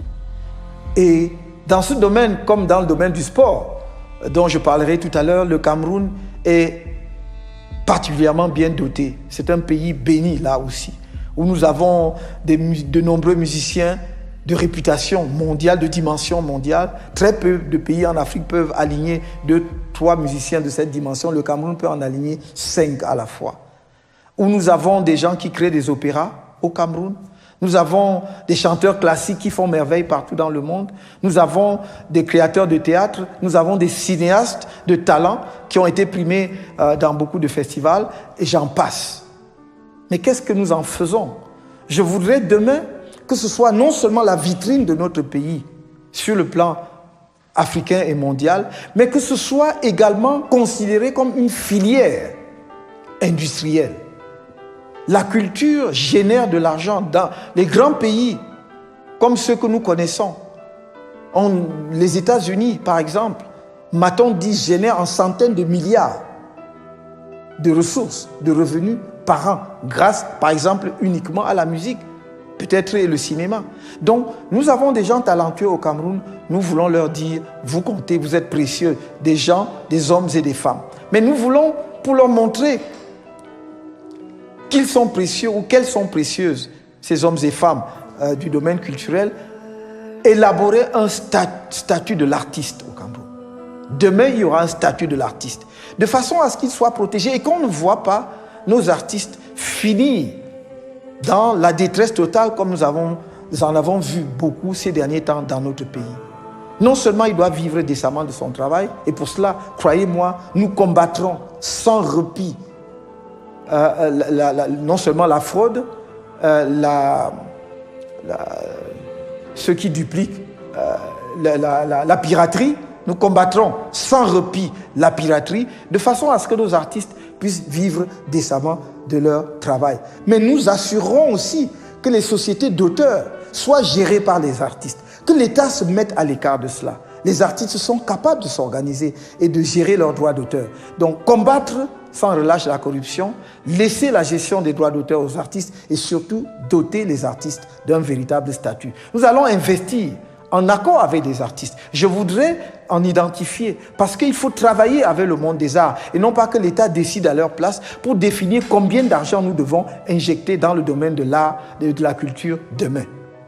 Et je ne terminerai pas sur ce point sans vous dire que les principales ambassades du Cameroun demain auront des centres culturels camerounais. Parce que si on veut montrer la vitrine de notre culture, c'est à travers cela. Et il ne faut pas croire que ça coûtera plus d'argent qu'on en dépense aujourd'hui. Nous avons aujourd'hui des attachés culturels, en fait, qui sont des fonctionnaires et qui n'ont peut-être pas toujours justement l'expérience ou la formation nécessaire pour vendre le pays. Je parlais tout à l'heure des Camerounais talentueux. Imaginez combien de commissaires aux expositions camerounais nous avons dans le domaine, dans le monde. Ceux qui peuvent se prononcer avec autorité dans le domaine de la peinture, dans le domaine de l'organisation d'un festival. Et donc, quand on a tout ce talent-là, quand on a des musiciens de l'envergure que nous avons, on doit avoir, par exemple, une académie de musique au plan national. Pas seulement un orchestre, mais une académie de musique au plan national. On doit pouvoir avoir des festivals courus parce que nous avons des gens qui ont l'ingénierie pour promouvoir cette culture. Nous devons avoir véritablement des écoles où des peintres ou des sculpteurs camerounais sortent et produisent des œuvres de l'esprit qui vont rayonner et faire rayonner notre pays dans le monde. J'ai pensé que d'ores et déjà, je peux indiquer, en attendant les conditions de mise en œuvre en partenariat avec les artistes, que nous pouvons parfaitement concevoir que dans chaque chef-lieu de région, dans chacune des capitales des 10 régions du Cameroun, il faudra demain une maison de l'art et de la culture. Une maison plus exactement des arts et de la culture. Où un jeune Camerounais qui veut faire de la musique peut y trouver un cadre. Ou un jeune Camerounais qui veut faire une exposition de peinture ou de sculpture peut y trouver un cadre. Ou des jeunes Camerounais qui veulent apprendre la danse peuvent y trouver un cadre. Ou des jeunes Camerounais qui veulent jouer une pièce de théâtre peuvent y trouver un cadre. Et où des Camerounais peuvent aller justement découvrir tous ces talents en fin de semaine et se décharger d'une semaine de travail. Ça, c'est une des priorités qu'il faudra mettre en place dans les 10 régions du pays, de façon à offrir aux Camerounais justement ces lieux où à la fois on découvre les talents et où les talents se produisent. Dans le domaine culturel, il y aura quelques institutions symboliques marquant notre volonté de porter notre culture à un autre niveau, de faire du Cameroun une véritable puissance culturelle en Afrique. Il s'agit premièrement de la construction d'une bibliothèque du monde noir, où l'on trouvera, dans la mesure du possible, tous les ouvrages ayant trait au monde noir, à son histoire, à sa culture, à sa diaspora. Il y aura ensuite une académie nationale qui d'ailleurs aura entre autres missions de suivre la mise en place de la langue nationale du Cameroun, mais également son développement et son évolution. Et d'autre part, ce sera le haut lieu où l'on va symboliquement rendre hommage aux grands hommes et aux grandes femmes de la culture camerounaise. Il y aura enfin ce que j'appelle la grande coupole de la mémoire et des souvenirs. C'est le lieu où toutes les grandes personnalités publiques marquantes de l'histoire de notre pays, récentes ou anciennes, dont on peut trouver encore les vestiges, que ce soit leurs cendres, la terre de l'endroit où ils sont morts, ou pour ceux qui sont encore vivants, leurs cendres, leurs photos et autres, seront entreposés comme chez certains, on parle de panthéon. Ce sera, pour rendre cela intelligible pour tout le monde, le panthéon camerounais. La grande coupole de la mémoire et des souvenirs. De la mémoire parce que c'est le lieu de mémoire de notre histoire politique. Des souvenirs pour que justement ceux qui se sont sacrifiés, ceux qui ont été des héros nationaux, ceux qui ont rendu des services exceptionnels au Cameroun, ne soient jamais oubliés. Et ils seront justement des gens peut-être de traditions politiques différentes, car la réconciliation de la mémoire du Cameroun, la construction de la nation passe par un moment de convergence entre les deux grands courants qui se sont affrontés même à un moment dans l'histoire politique de notre pays. Ceux qui d'ailleurs ont été instrumentalisés par les puissances coloniales contre leur propre population, parfois justement sans en mesurer la portée, et ceux qui en ont été les victimes. Nous voulons être à l'intersection de cette histoire pour justement être l'agent historique de cette réconciliation. C'est à cela que servira la grande coupole de la mémoire et des souvenirs. Dans le domaine du sport, j'ai dit, nous sommes une nation sportive, ça n'est un secret pour personne.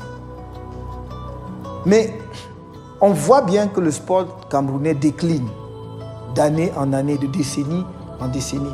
Tout simplement parce que nous n'avons pas, d'une part, mis en place les infrastructures nécessaires, mais parce que nous n'avons pas doté le pays d'une politique sportive visible. Songez que pendant longtemps, les équipes camerounaises ont participé à la phase finale des championnats mondiaux de boxe, des championnats mondiaux de basketball, des championnats mondiaux de volleyball, de handball. D'où sortaient ces Camerounais aussi talentueux? Pas seulement de l'étranger comme on le croit. Ils étaient produits sur le plan national, local. Pourquoi? Parce que pendant près de 20 ans, tous les établissements scolaires au Cameroun étaient dotés, en dehors d'un terrain de football, d'un gymnase, où les jeunes Camerounais pouvaient pratiquer le basket, le handball et le volleyball. Tout cela a disparu. Aujourd'hui, l'État lui-même construit des lycées et collèges d'enseignement secondaire sans aucune infrastructure sportive. Cela va cesser. Parce que demain, nous allons imposer déjà aux structures publiques elles-mêmes de construire tous les établissements scolaires avec des aires de jeu et en particulier avec des gymnases. Mais cela aussi entrera dans le cahier des charges des promoteurs privés. Il n'y aura plus d'établissements scolaires et en particulier secondaires au Cameroun demain sans un gymnase. C'est là qu'on va former la pépinière de ceux qui deviendront les grands sportifs camerounais au niveau national et au niveau international. Sur le plan du football, nous avons une réputation mondiale établie. On voit bien qu'il y a une promotion dans un certain nombre de stades au moment où nous nous apprêtons à organiser la CAN, la Coupe d'Afrique des Nations de football. Mais ça se passe dans 5 villes. Douala, Yaoundé, Boya, Bafoussam et Garba. Le Cameroun ne se réduit pas à 5 villes. Parce qu'une vraie politique sportive aurait veillé à ce qu'en dehors de ces grandes infrastructures dont on est en train de doter le pays à des coûts absolument inacceptables et exorbitants, que je regrette personnellement, mais dont on est en train de doter le pays, que les structures sportives existent à l'échelle de toutes les municipalités. Et c'est ce que je m'engage à faire. Demain, il y aura une infrastructure sportive de base, c'est-à-dire une plateforme sur laquelle on pourra jouer au football. Et autour du stade de football, on pourra pratiquer l'athlétisme dans les 360 communes du Cameroun. Soit on transfère les financements aux communes pour le faire, soit ce sera sur la base d'un partenariat avec l'État. La commune étant appelée à montrer le terrain, donc à trouver 1 à 2 hectares, et l'État se chargeant de construire la plateforme sportive. De la sorte, nos jeunes, quand ils finissent l'école, n'auront pas simplement le choix à aller s'installer dans un bar. Ceux qui aiment le sport pourront aller jouer au football. Ceux qui veulent simplement maintenir leur forme pourront aller courir autour du stade. Et ceux qui veulent pratiquer l'athlétisme trouveront là aussi des infrastructures adaptées. Il ne s'agit pas de construire des stades olympiques dans les 360 communes, mais une plateforme de base qui ne coûte pas extrêmement cher. Et vous avez vu que même dans nos grandes villes, où justement, les grosses municipalités sont divisées en plusieurs municipalités. La plupart des communes n'ont pas d'aire de jeu. Résultat, les jeunes jouent dans les rues ou sur n'importe quel terrain vague. Non seulement avec des risques d'accident, mais avec le risque aussi d'être en rupture de ban par rapport aux propriétaires des lieux.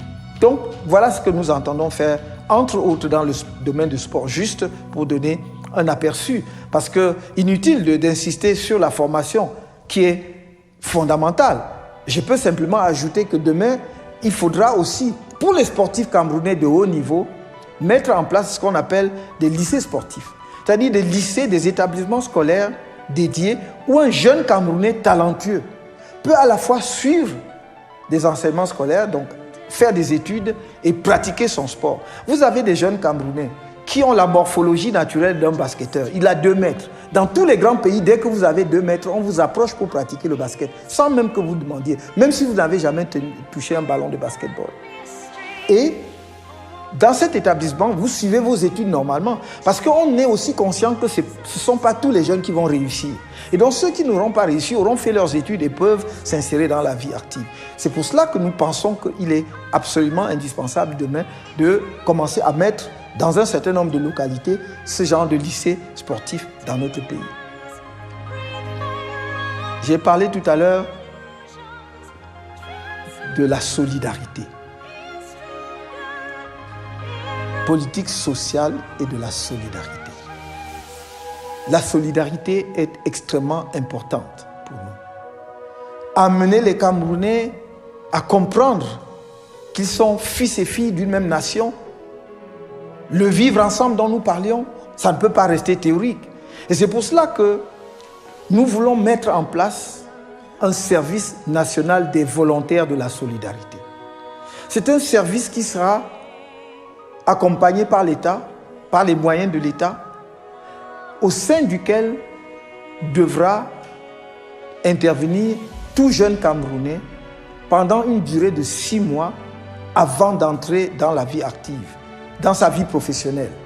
Cela veut dire que si vous avez un jeune qui est diplômé de médecine, un jeune qui est diplômé d'une école d'ingénieur, un jeune qui est diplômé de facultés de droit et d'autres facultés, ou même qui est diplômé d'une école d'infirmiers ou d'aide-soignants ou d'instituteurs, et qu'il sais-je encore, il va travailler pour 6 mois, pendant 6 mois pour la collectivité nationale. Cela nous permettra non seulement de leur permettre de faire un brassage, pendant les 6 mois, il est pris en charge par l'État.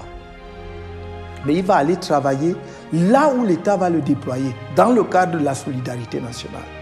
Ainsi, par exemple, des localités reculées de notre pays, l'arrière-pays où les médecins n'arrivent jamais, parce qu'aucun médecin ne veut s'établir, ou très rares sont les médecins qui acceptent d'aller travailler dans l'arrière-pays.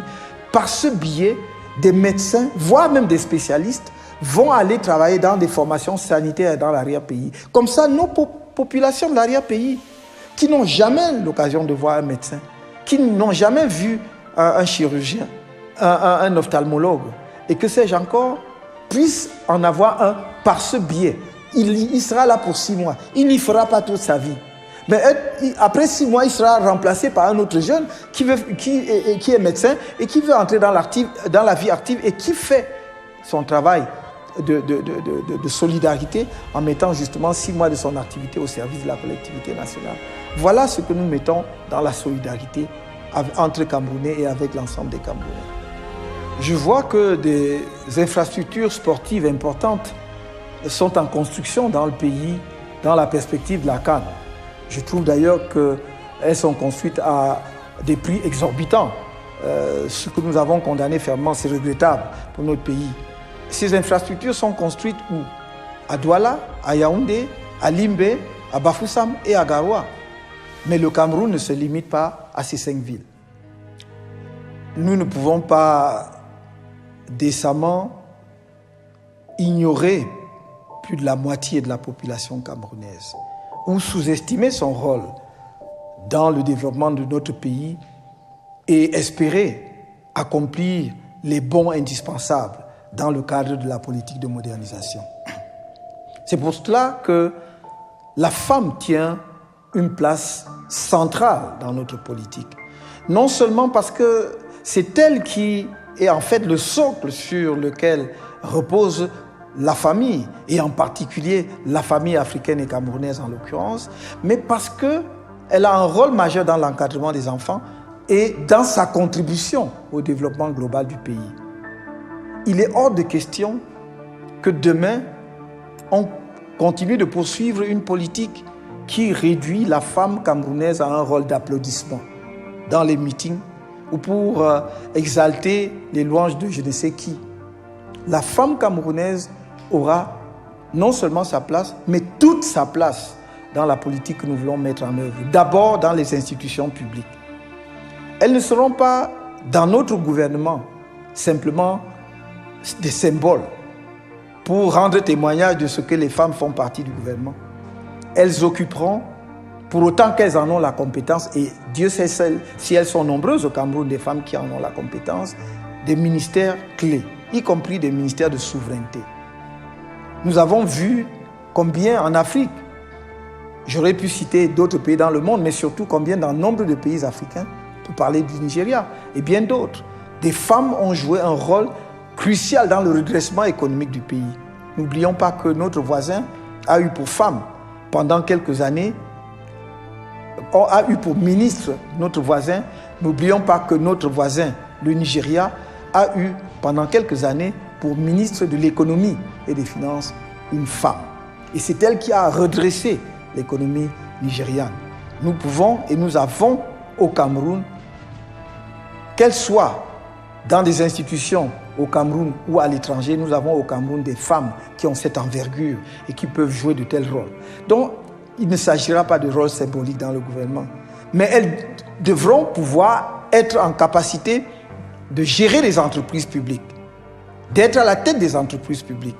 Des efforts sont faits dans d'autres compartiments de l'administration, y compris jusque dans l'armée et l'administration territoriale, mais nous allons aller plus loin pour que la femme camerounaise soit également dans le secteur privé un acteur extrêmement important, soit capitaine d'industrie, développe des affaires.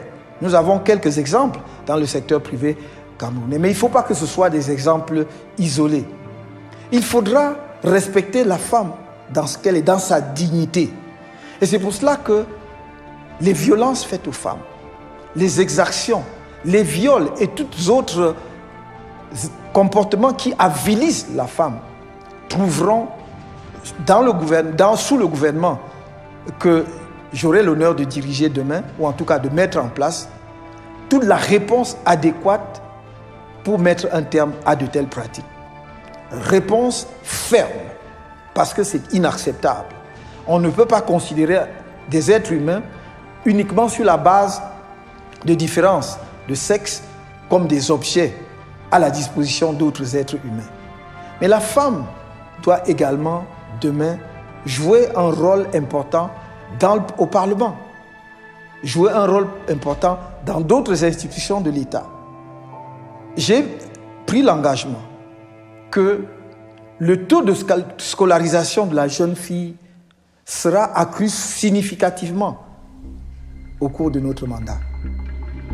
À cet égard, j'ai dit que jusqu'à l'âge de 16 ans, la scolarisation de la jeune fille et du jeune garçon sera obligatoire. Il est important de donner à la femme non seulement toute sa place, mais de comprendre qu'elle a en fait une contribution particulière due à sa sensibilité naturelle vis-à-vis des problèmes des enfants, vis-à-vis des problèmes de la société, au regard des problèmes de la société. Et je pense qu'à cet égard, il faudra lui donner effectivement une chance de jouer pleinement ce rôle. Il y a encore des obstacles aujourd'hui, dus par exemple à la limitation, pour ne pas dire au blocage, de l'accès de la femme au foncier, en matière de successoral par exemple. Il faudra lever toutes ces entraves, tous ces obstacles, pour permettre à la femme camerounaise de jouer pleinement son rôle. Mais on ne peut pas parler de la femme sans penser automatiquement à l'enfant. Et nous avons une société où nous observons de plus en plus de dérives intolérables, non seulement concernant les femmes, mais qui, pire encore, concernant les enfants. Et toutes ces dérives doivent faire l'objet non seulement d'une attention particulière de l'État, par la mise sur pied des structures adéquates du suivi de la femme et de l'enfant, y compris dans leur maternité. C'est pour cela qu'il y avait à l'époque des maisons de conseil où les femmes pouvaient aller recevoir des conseils en matière de natalité, de procréation, d'espacement de naissance pour protéger leur propre vie, mais également où elles pouvaient avoir des conseils en matière de santé maternelle et infantile. Nous veillerons tout particulièrement à ce que dans certaines régions de notre pays, où il y a encore des pesanteurs culturels qui font obstacle à la scolarisation de la jeune fille, ces pesanteurs soient levés. Que l'on montre en exemple les femmes de ces régions qui ont réussi et qui doivent être des modèles pour les autres jeunes filles. Le fait d'aller à l'école ne doit pas être, pour une jeune fille, ne doit pas être synonyme de son incapacité à tenir un foyer, à respecter son époux ou à faire fonctionner sa famille. Au contraire, ce sont, j'allais dire, des talents supplémentaires, des moyens supplémentaires qu'elle amène au foyer pour permettre à la famille de vivre mieux, mais également pour prendre un meilleur soin de ses enfants et de son mari. Donc, l'État doit mettre au cœur de sa politique sociale une vraie politique de la femme. Et je termine sur ce point en disant il n'y aura plus de situation où, à compétence égale, ou à responsabilité égale, une femme gagne moins ou gagne un salaire inférieur à celui d'un homme. C'est inacceptable et cela ne pourra pas se poursuivre. J'ajoute d'ailleurs à cet égard que la maternité de la femme ne doit pas être regardée comme un obstacle à son activité professionnelle, mais au contraire, comme un service pour la collectivité nationale, parce qu'elle est porteuse de maternité, elle est le vecteur de la création. Et qu'est-ce que c'est qu'une société qui ne renouvelle pas sa population? Or, ce n'est pas la femme qu'on renouvelle la population. Donc, l'État doit, en partenariat d'ailleurs avec le secteur privé où des femmes travaillent également, s'assurer qu'elles reçoivent l'accompagnement nécessaire pendant la grossesse comme pendant les premiers jours et les premiers mois de naissance de l'enfant, pour s'assurer donc qu'elles accompagnent ces jeunes enfants qui viennent au monde dans les meilleures conditions pour qu'ils entrent dans la vie. Dans le domaine de la défense, il faut reconstruire une armée qui ait toute la crédibilité qu'elle a eue à une époque. Notre armée aujourd'hui souffre de maux multiples et certains de ces éléments peuvent commettre les dérapages dont l'actualité nous donne des exemples. Ça n'est pas cela l'image de l'armée camerounaise. Ça n'est pas cela l'image de l'armée nationale que nous voulons bâtir ensemble avec les spécialistes de la défense. Notre armée manque d'une véritable politique de défense renouvelée et adaptée aux défis du monde d'aujourd'hui. Il nous faut demain, et des spécialistes travaillent à cet égard, un livre blanc de la défense. Il faut que nous sachions quelle est notre doctrine de défense. Nous voulons une armée de métier, une armée de professionnels, mais qui doit être articulée à sa population. Parce que notre armée, tout en étant une armée professionnelle, doit être une armée populaire. Parce qu'elle doit travailler en synergie et en symbiose avec le peuple et avec les populations camerounaises, dont elle assure la défense et sur laquelle elle doit compter pour remplir efficacement ses missions, ne serait-ce qu'en termes justement de collecte d'informations. C'est une armée où on doit respecter la bonne tradition militaire, où l'ancienneté est strictement respectée dans les promotions. C'est une armée où le matériel, l'équipement militaire doit faire l'objet d'un soin et d'une attention particulière parce qu'elle doit être modernisée, être à jour pour permettre justement à nos forces de défense de donner le meilleur d'eux-mêmes et de répondre efficacement aux défis auxquels le pays est exposé. Cette armée-là sera une armée républicaine, formée pour respecter les institutions de la République, mais également la démocratie. Ce n'est pas une armée formée pour être utilisée contre des Camerounais. C'est une armée qui doit assurer la défense des frontières nationales. Et cette armée-là, armée républicaine, armée en phase avec sa population, qui contribue à la démocratie, doit savoir qu'elle est l'avant-garde, l'élite de la nation. Nous voulons demain une armée au sein de laquelle, parce que la plupart des officiers et des officiers supérieurs de l'armée sont des gens très bien formés, une armée au sein de laquelle on sent un foisonnement en termes également d'innovation, y compris en termes justement de travail sur les équipements de l'armée. Et cette armée-là sera une armée avec non seulement dans les équipements qu'il faut, mais avec une politique de casernement effective. L'armée ne doit pas être dans la nature. Les éléments des forces de défense, lorsqu'on parle d'une armée professionnelle et d'une armée de métier, doivent être dans les casernes. Et il faut que ces structures-là soient vraiment décentes, adaptées, entretenues. Nous connaissons encore des structures qui remontent aux indépendances et qui manifestement sont dépassées. On ne peut pas donner de notre armée l'image d'une armée en loc avec des structures inadaptées.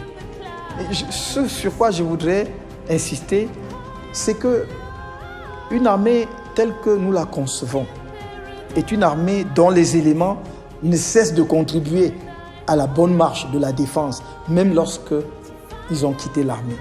Non seulement parce qu'ils sont en réserve, ils sont en deuxième section, ou bien parce qu'on peut les mobiliser à tout moment, mais parce que nous voudrions que ceux parmi eux qui ont des compétences particulières soient ceux qui vont travailler demain dans l'industrie qui fournit l'armée, dans les activités qui sont en liaison avec le fonctionnement de notre armée. Je passe ici la restructuration en termes institutionnels et en termes géographiques et spatiaux. Je voudrais simplement dire que c'est une armée qui aura les moyens d'avoir toutes les informations prévisionnelles qui seules font aujourd'hui l'efficacité de toute armée sur les théâtres d'opération. Enfin, notre armée, j'ai toujours plaidé pour cela, aura un vrai statut de pupille de la nation pour les enfants des militaires tués au combat. Ils seront pris en charge par l'État jusqu'à leur majorité. Et pour les soldats morts au combat, nous aurons un cimetière militaire. Mais comprenez-moi bien, je connais la tradition africaine et beaucoup ne voudraient pas être enterrés en dehors de leur village. Il ne s'agit donc pas d'enterrer les gens dans des cimetières, mais de faire ce qu'on a vu partout ailleurs.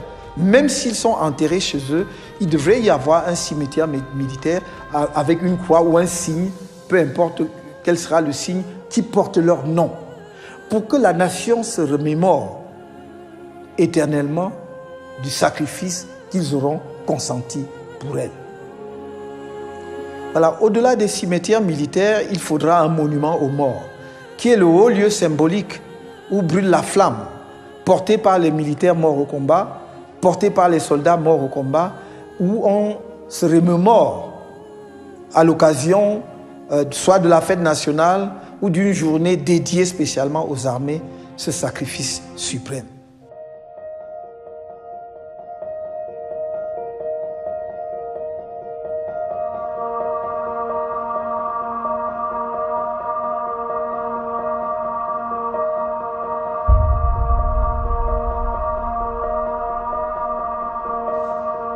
Mon cinquième chantier est le chantier de la politique étrangère et de la diaspora. Notre politique étrangère sera axée sur la défense permanente des intérêts du Cameroun. Il s'agira bien entendu de renouveler et de renforcer nos relations avec nos partenaires historiques, mais également de diversifier ces relations de façon à aller vers de nouvelles opportunités, tant il est vrai qu'au cours des 60 dernières années, le nombre des États membres des Nations Unies a augmenté et les perspectives de développement avec diverses nations du monde se sont considérablement enrichies. Nous irons partout où nous pouvons trouver quelque chose qui vient nous renforcer dans la construction de notre pays, dans le développement du Cameroun, dans sa modernisation, dans son industrialisation. Il n'y aura pas d'a priori, tant il est vrai que, tout en reconnaissant le legs historique, nous devons être conscients que l'histoire n'est pas écrite d'avance et que chaque nation, et c'est normal, est tout à fait légitime à défendre d'abord et prioritairement ses intérêts. Nous défendrons ceux du Cameroun de façon opiniâtre et de façon constante. S'agissant de la diaspora camerounaise, il s'agit de bâtir un véritable pacte avec nos compatriotes de l'étranger. Nous partons de l'observation évidente, et depuis très longtemps déjà, que le Cameroun a l'une des diasporas africaines les mieux formées, diversifiée, installée dans plusieurs pays, où elle s'est frottée aux expériences étrangères, où elle est armée pour mener la compétition technologique, où elle a acquis l'expérience justement du développement de ces pays. Nous avons besoin de cette expérience. Nous avons besoin de la richesse accumulée par la diaspora grâce à un travail acharné et assidu. C'est pour cela que, pour faciliter justement leur contribution à la modernisation du pays, nous allons très rapidement faire passer, soumettre à l'Assemblée nationale, en tout cas au Parlement, un projet de loi sur la double ou la plurinationalité. De façon à ce que Un Camerounais qui a acquis une nationalité à l'étranger, sans doute pour des besoins d'une meilleure insertion dans son pays de résidence, qui lui d'ailleurs facilite l'accès à des savoirs qui ne seraient autrement pas mis à sa disposition, que ces Camerounais-là puissent revenir dans leur pays et faire un partage d'expérience, contribuer au développement du pays. Des exemples sont nombreux où on a vu le rôle de la diaspora être déterminante. On connaît un certain nombre de pays de l'Afrique du Nord. Peut-être puis-je ici en citer quelques-uns pour illustrer. Le Maroc, on sait le rôle de la diaspora marocaine dans l'essor de ce pays au cours des 10 dernières années, qu'il s'agisse des universitaires, des hommes d'affaires ou même parfois des hommes politiques. Mais on voit aussi des pays, par exemple, comme l'Éthiopie, où lorsque des opérations de grande envergure, comme le financement du grand barrage de la Renaissance a été lancé, c'est la diaspora éthiopienne, pas qu'elle, le peuple éthiopien en entier, mais avec une contribution significative de la diaspora éthiopienne. C'est sur ces bases que nous voulons construire ce partenariat-là, j'allais dire presque cette alliance avec la diaspora camerounaise, qu'ils se considèrent partout où ils sont, et quelle que soit par ailleurs la nationalité qu'ils ont acquise comme Camerounais. Camerounais dont le pays a besoin. Le pays a besoin de leur contribution scientifique pour animer nos structures de recherche, pour enseigner dans nos universités. Le pays a besoin de leur expérience technologique pour travailler dans nos usines, dans nos structures d'innovation. Le pays a besoin de leur capacité financière, les mobiliser parce que nous allons créer une agence de la diaspora avec un fonds de la diaspora où ils peuvent placer justement leur argent qui va avoir la garantie de l'État et qui peut être fructifié. Parce que en tant que contribution, évidemment, le taux de rémunération ne sera pas le taux du marché, mais ils auront la garantie de pouvoir retrouver leurs fonds à tout moment. Donc, c'est cette diaspora-là que nous voulons. Et c'est parce que nous avons une diaspora exceptionnelle que j'ai promis aux Camerounais, j'ai dit aux Camerounais que nous leur donnons un délai de 3 ans pour construire une voiture camerounaise. Non pas pour le plaisir, j'allais dire, douteux de construire une voiture, parce qu'en soi, il ne s'agit pas de se faire plaisir en faisant un jouet, mais parce que nous voulons au cœur de l'Afrique montrer que le peuple africain, et en l'occurrence les Camerounais, sont capables de maîtriser la technologie, de maîtriser cette technologie si utile, parce que ça fabrique justement un objet qu'on en appelle véhicule qui est aujourd'hui indispensable pour tout essor économique. Comment est-ce que nous allons évacuer nos produits agricoles?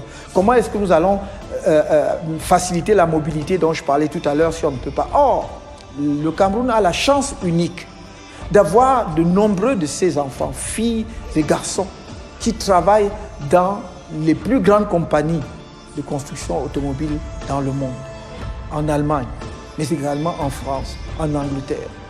Et je ne comprends donc pas pourquoi nous n'allons pas tirer avantage, tirer profit de cette situation qui nous est avantageuse justement.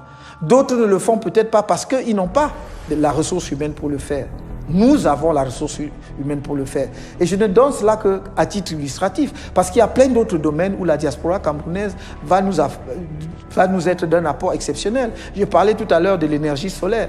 Ils sont nombreux. J'en connais en Afrique de l'Ouest qui électrifient le monde rural. On en connaît en Allemagne qui construisent des plaques photovoltaïques qui ont été reçues par la chancelière allemande, etc., etc. C'est pour cela que je dis, j'ai besoin de cette diaspora. Qu'elle sache que je compte sur elle, elle peut compter sur moi. Et je pense que si elle peut désormais comprendre qu'il n'y a pas au pouvoir au Cameroun un gouvernement ou un dirigeant qui leur est hostile ou qui est soupçonneux, suspicieux par rapport à la diaspora, que l'on considère généralement comme étant des opposants, qu'elle sache que j'attends que demain, elle vienne être un des acteurs majeurs de la modernisation de notre pays. Voilà les 5 chantiers.